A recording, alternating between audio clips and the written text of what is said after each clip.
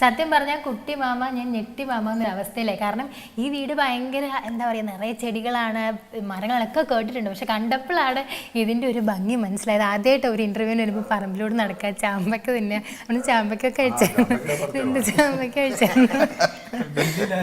ഭയങ്കര ഹാപ്പി ആയിട്ട് വന്നിരിക്കുകയാണ്. അപ്പോൾ സാർ എങ്ങനെ ഈ തിരക്കിൽ ഇതൊക്കെ ഒന്ന് മെയിൻറ്റെയിൻ ചെയ്യും? സാർ ഇതൊക്കെ ഒന്ന് നോക്കി നടത്താറുണ്ടോ? അതോ അതായത് എൻ്റെ ഇതൊക്കെ വെച്ച് പിടിപ്പിക്കുന്ന സമയത്ത് നമ്മുടെ ഇൻവോൾവ്മെൻ്റ് ഉണ്ടാവും. പിന്നെ സ്ഥിരമായിട്ടുള്ള പരിപാലനത്തിൻ്റെ പരിപാടി നടക്കില്ല. അതിന് കുറച്ച് ആൾക്കാരൊക്കെ ഉണ്ട്. അപ്പോൾ ഇവിടെ ഉപയോഗിക്കുന്ന വെജിറ്റബിൾസും എല്ലാം ഇവിടെ തന്നെയാണ് കൃഷി ചെയ്യുന്നത്. സെറ്റപ്പാണ്. കളർ ഭയങ്കരമായിട്ട് ഇഷ്ടമായി. നമ്മള് ഇങ്ങനെ ഇപ്പൊ സാറ് തന്നെ സാറ് പറയും ഇത്ര ആൾക്കാർ ശരിക്കും സാർ എന്തായിരിക്കും ചെയ്യുന്നത് ഇങ്ങനെ തള്ളുന്ന ഒരാളെ കണ്ടാൽ? ഞാൻ പറയട്ടെ, ഈ സിനിമയിൽ വന്നതിന് ശേഷം മലയാള സിനിമയിലെ വളരെ പ്രഗത്ഭരായിട്ടുള്ള ചില നടന്മാർ, ഒറ്റപ്പെട്ട ആൾക്കാർ, ആരാന്ന് ഞാൻ പറയില്ല, തള്ളിയതിന് കണക്കും കഴിയില്ല. ഏറ്റവും കൂടുതൽ ആസ്വദിച്ചിട്ടുള്ള ആളാണ് ഞാൻ അത്ഭുതപ്പെടും, ഭയങ്കരമായി ഞെട്ടും. ഇതെല്ലാം കാണിച്ചാൽ മാത്രമേ അവരെല്ലാ തള്ളും പിന്നെയും പറയുള്ളൂ. മനസ്സിലേ? എല്ലാം ഞാൻ വിശ്വസിക്കും. അപ്പം അയാൾ വിചാരിക്കും ഞാൻ വെറൊരു പൊട്ടനാണ്.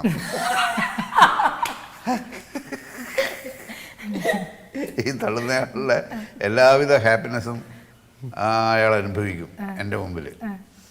അയാൾ ഉള്ളിൽ വിചാരിക്കുന്നത് ഇവനൊക്കെ എന്ത് കിഴങ്ങനാണ്, ഇവൻ്റെ അടുത്ത് വേറൊരു കഥ ഉണ്ടാക്കി പറയാമെന്ന്.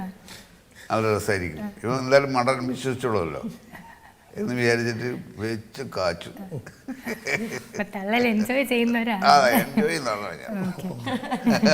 സാർ ഈ പറഞ്ഞ പോലെ തന്നെ സാർ ഇപ്പൊ ധ്യാൻ വരെ എത്തി ഇങ്ങനെ യങ്സ്റ്റേഴ്സിന്റെ കൂടെ അഭിനയിക്കുന്നു. അതായത് 40 ഇങ്ങനെ വർഷങ്ങളോളം അഭിനയിച്ചു. സാർ എങ്ങനെയാണ് ഇങ്ങനെ അപ്ഡേറ്റഡ് ആയിട്ടിരിക്കുന്നത്? എന്താ അതിൻ്റെ ഒരു സീക്രട്ട്? അല്ല, ആദ്യം തന്നെ അപ്ഡേറ്റഡ് ആയിട്ട് നിൽക്കുന്നുണ്ടോ എന്നുള്ളത് എനിക്ക് അറിഞ്ഞൂടാ. ഇന്നലെ ഇറങ്ങിയ സിനിമ പോലെ അല്ലാത്ത സിനിമ നമ്മൾ ആലോചിച്ചുകൊണ്ടേയിരിക്കണമല്ലോ. അതാലോചിക്കുന്നു. അപ്പോൾ ഇന്നലെ കണ്ട സിനിമകളും നമ്മളെ പിന്നെ പുതിയ സിനിമ ഉണ്ടാക്കുമ്പോൾ നമ്മുടെ ബോധത്തിൽ വരും. അപ്പോൾ അപ്ഡേറ്റ് ആവാതെ നമുക്ക് പറ്റില്ല. അപ്ഡേറ്റ് ആയിട്ടില്ലെങ്കിൽ നമ്മൾ പുറകോട്ട് പോകും. അത് സിനിമയുടെ കാര്യം ഞാൻ നേരത്തെ പറഞ്ഞല്ലോ, പാത്രം ഉണ്ടാക്കുന്ന പോലെയല്ല. അന്ന് ക്രിയേറ്റീവായിട്ടുള്ള എന്തെങ്കിലും കാര്യങ്ങൾ ആലോചിക്കുന്ന ഒരാൾ നല്ല ആർദ്രതയുള്ള ഒരു മനസ്സിന് ഉടമയായിരിക്കണം. അപ്പോൾ മാത്രമേ പ്രതികരണങ്ങൾ സത്യസന്ധമായിട്ടുണ്ടാവുള്ളൂ. അപ്പോൾ പലപ്പോഴും സത്യസന്ധമായ നമ്മുടെ പ്രതികരണമാണ് നമ്മുടെ പുതുമ എന്ന് പറയുന്നത്. പിന്നെ പലപ്പോഴും കലാപരമായ ഒരു കാര്യം ചെയ്യുമ്പോൾ നമ്മളെ ഈ മാത്തമാറ്റിക്സ് പോലെയല്ലല്ലോ, നമുക്ക് തന്നെ അറിഞ്ഞുകൂടാത്ത ഒരു സങ്കല്പ ലോകത്തിലേക്ക് നമ്മൾ പോകും. അവിടെ പല വട്ടുകളും ഉണ്ടാവും. അതൊക്കെ കോൺട്രിബ്യൂട്ട് ചെയ്യും. അത് കൃത്യമായി നമ്മൾ ആലോചിച്ച് ഭയങ്കരമായിട്ട് പ്ലാൻ ചെയ്തിട്ട് ചെയ്തതാണെന്നൊക്കെ ആളുകൾ പറയും.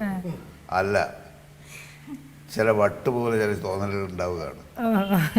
അങ്ങനെയാണ് പലതും ഉണ്ടാകുന്നത്. ശരിക്കും പറഞ്ഞത്, സത്യസന്ധമായിട്ട് പറഞ്ഞാൽ അതാണ്. പക്ഷേ ആ ക്രിയേഷൻ ഉണ്ടാവണമെങ്കിൽ ഈ പറഞ്ഞതുപോലെയുള്ള ഒരുപാട് സംഗതികൾ കോൺട്രിബ്യൂട്ട് ചെയ്യപ്പെടണം. അത് സമയത്ത് ഇന്ന് ചെയ്യേണ്ട കാര്യം നാളെ തോന്നിയിട്ട് കാര്യമില്ല. അതിന് കുറച്ച് നമ്മൾ പറയില്ലേ ഭാഗ്യം, അതും കൂടി ഉണ്ടാവണം.